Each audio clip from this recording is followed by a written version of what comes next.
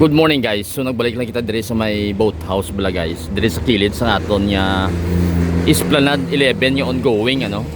So matika lang kita, quick lang ning aton update kung ano ang bag-o bala dire. So currently do may ginobra sila ding ramp siguro pasaka sa may pakanto dito guys sa may Drilon Bridge ano. So pakanto sa babaw. So try naton i-check ini.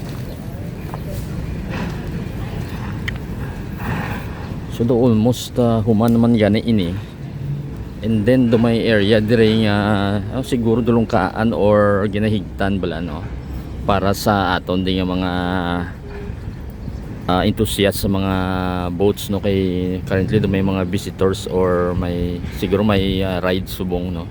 May boat ride subong. So currently ini pasaka dito sa may kilid sa aton nga Drilon Bridge dire ano. So gina-ready na iniguro para sa Esplanade 11 naton. So amo ni siyang ramp dire. Makapulukanto lang ko din sa kilid nga side. So amo na ang view dire. And then mag-go lang ko din sa corner kung anong itsura dire. So may lusot din siya guys. So underneath sa aton nga bridge, pakadto na sa aton nga extension sang Esplanade 9 ano. So makadto lang kita sa pulupon Tagawa. So makita naton nya may pavement blocks na gani dire. And then may dead end, so dire lang anay as of the moment no ang ilang progress sa ilang construction, pero ginbuhi na ginbutangan na di sa mga tampukan sa duta. So ginguba siguro ang dire nga area no. Dire lang kita sa dalom sang Drilon Bridge ano. So amo ni siya ang itsura dire. So makita ninyo. So actually may alagyan na. So gamay na lang nga tampok dire. And then technically ga-connect na ang aton nga Esplanade 9 extension no pakanto dito sa facing blas ang Freedom Grandstand naton kag sang old customs house no. So amo na ding iya nga progress as of the moment. So makita nyo guys nami na. So nami dire ang view. So kung magkanto ka mo dire makita nyo na di in the future. So basically kung ialaw ang bisikleta dire makabike ka na pakanto dire. So most probably do gina-predict ko nga base may mga railings dire no. So butangan na diguro sang railings nga para sini nga cement bala. No, so gindula na to ang mga iron based nga mga railings na ton. So currently baluster type cement na no para hindi sa matuktukan. Ang aton nya flow ng tubig pakadto sa dagat. So medyo mahinay, makanay lang wala man bagyo. So manami man no, medyo mahangin gamay. Ang view sa aton nya Tiransa Tower makita nyo da guys. So ara siya. So mabalik ko diretso sa ginailanan naton. Kay currently may mga ano naman yan may mga street lights na no. So solar powered ini siya. So ginatakod lang ni guys sa poste.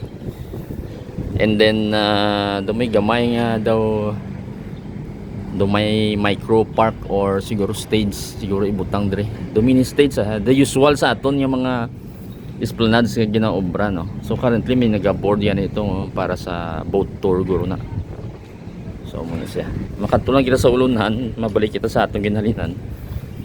So dire kung may mga boat tours kamo kinahanglan so ari man dire ang boat club sang Iloilo no. So diretso na kita dito. May ginaobra sila dito nga daw mga fence. So tanawon naton.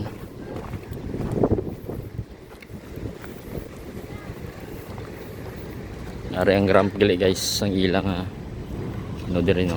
So ara dira ang ramp.